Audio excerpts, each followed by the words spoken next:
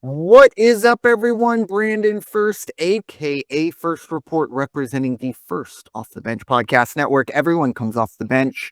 We are first. Welcome in to another edition of the In the Paint podcast. And folks, it is March and it gets real here on the In the Paint podcast. Of course, we break down everything men's college basketball has to offer. And with me, as always, is my friend and co-host, Raider Jim Martinez. You can find Mr. Martinez at Raider Jim 1090. How you doing tonight, sir? Hey, I'm doing well. And you said it. They're getting ready to open the doors to the big ballroom where it becomes a 6-game season. Uh, wow. It's an exciting time of year. I hear the orchestra is already tuning up and getting ready, and people are polishing up the dancing shoes. I can't wait. Amen. Yeah, it's this is really the last 2 weeks, the first time I've really been ingesting full college basketball kind of 24, not 24/7, I wish, but whenever I can. And this past Saturday was incredible. Last night, we are recording here Wednesday, the 5th of March. So last night we saw some pretty crazy situations. Obviously, Texas A&M taking down number one Auburn. Duke Monday night absolutely throttling Wake Forest, who is kind of a bubble team. And then Houston handling their business with Kansas. Now, that's all going on, but as we do get closer to March, it's more of a question. You're not really looking at the top before Selection Sunday. You're kind of looking at the bottom because you talked about those the door being opened and the dancing shoes being polished. There are going to be some teams with some polished dance shoes, but nowhere to, or at least not dancing where they want to. Might have to go to the NIT if they want to get their dancing in. So the bubble is definitely starting to come into focus. Obviously, we have the last bit of power conference seasons to end. The low majors will get rolling. Their conference tournaments will get rolling this weekend. And then next week, we will get into major conference tournaments, obviously leading to a week from this Sunday being Selection Sunday. So time to look at some of the bubble teams. And this is coming from Joe Lunardi. And this was as of 3/2/25. And I don't ever like to, maybe poke fun or call out people, for how they do their job or anything. But as far as I know, Joe Lunardi has one job, and it's for 3 months out of the year. And we can't get daily bracketology updates, but okay. Anyways, fine. Soapbox put away for the moment. Anyway, so this was as of March 2nd. Looking at the bottom again for the bubble side of it, teams that he believes are in. These are the last 4 buys. These are essentially teams that are already going to be in the round of 64, according to Joe Lunardi. Baylor, San Diego State, Indiana, and Ohio State. Now, the last 4 in, these would be the 2 play-in games for the 11 and 12s. It would be Georgia, Arkansas, Nebraska, and Oklahoma. Now, that's interesting because those are 3 SEC teams. I don't know. I know the first round, you can't play a conference foe. I don't know if that works for the play-in. We haven't really got there. The SEC is an interesting conference this year. Now we look at the teams that are out, the first 4 out, according to Joe Lunardi: Boise State, Xavier, North Carolina, and Texas. And then the next 4, Wake Forest, SMU, Cincinnati. I cannot believe Villanova is on this list, but they are on this side. They've had an incredible, last 6 weeks. Still probably not going to be enough. But anyways, it's pretty interesting. And then it was nice to see even kind of the next 4, Santa Clara making it on there as well. So, Gonzaga and St. Mary's, those teams are in, but who knows? Maybe Santa Clara could steal a bid. But Raider Jim, your thoughts on, it's still a little early to really put a final bow on the final 68, but your thoughts on kind of the bubble as we stand so far. Yeah, I don't want to jump too far ahead in the script, but on the last 4 buys, San Diego State did not help their cause last night, and that was wow. And they've got 1 game left, I believe, which I'm sure you're going to tell us all about that.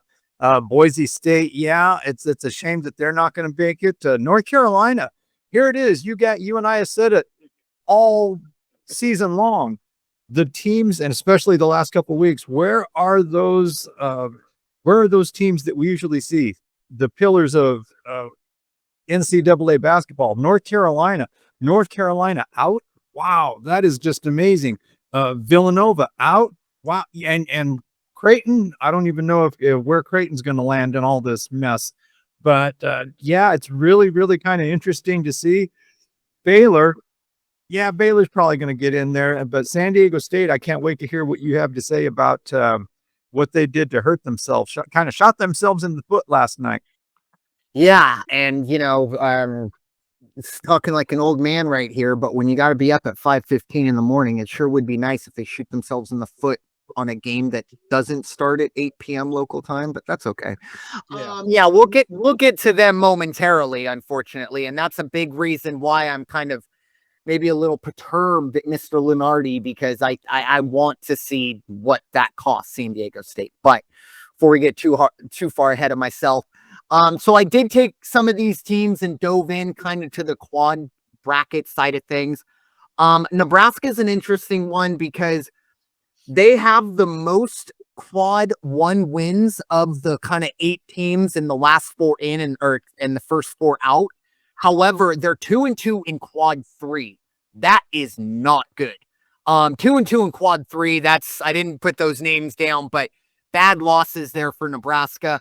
But they are 5-9 in quad 1, which isn't terrible when you look at some of these other teams. Oklahoma, look, their best win at the moment is at Arkansas. They had a really bad loss at home. They're 5-10 in quad 1, which is okay for a bubble team.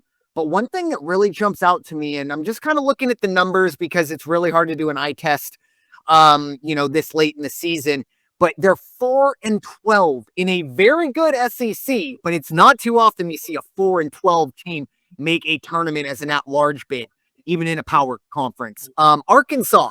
Now, the big thing here, I think the name value of Coach Cal, they really don't have any bad losses. I think Arkansas will be a team that gets in, just kind of depending on if they don't shoot themselves in the foot, late in the season or in the early conference tournament. They're 4-9 in quad 1.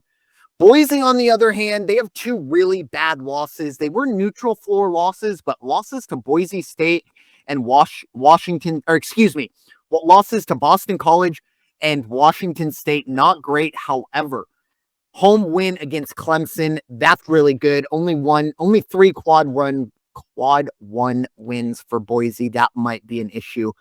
And then final 3 teams I was going to talk about. Xavier. Look, the good news for Xavier, they're 18-1 in quads 2 through 4. 1-9 against quad 1 teams. Their only really hallmark win was a road win against Marquette, which is a very good win, but it's a question of, is that enough for the committee to kind of digest, because they really have nothing else to hang their hat on. North Carolina, honestly, their loss to Stanford at home, that might in itself keep them out. They're going to need to do a lot of stuff in the conference tournament. 1-10 in quad 1 for North Carolina. And this was interesting to me. We talked about a bit of the ACC kind of falling off a bit, or at least where they have been. North Carolina is 12-6. Think about that. A North Carolina in the SEC, 12-6, and they're probably not going to make the tournament. That really does show where the SEC is in the hierarchy. And finally, Texas, 4-9 in quad 1, nothing to sneeze at, but 2-4 in quad 2. I think all these teams have a lot to do in the conference tournament, and I think it's just going to be a situation of who can put the best, resume in the next 3 or 4 games together for the committee going forward. And yeah, there is another team that is firmly on the bubble that I will be talking about in depth with the Aztecs. But trust me, I have not skipped them, because I think they've already punched their ticket. Kind of the opposite, but we'll see. Obviously, the conference tournaments are a big barometer for how these bubble teams, you can pick up a big win very quickly that kind of changes things. Or you go on an NC State style run where you don't need to worry about any bubbles or anything and just go steal a bid, but it's going to be an incredible 10 days as we wind down the regular season, getting to the final 68.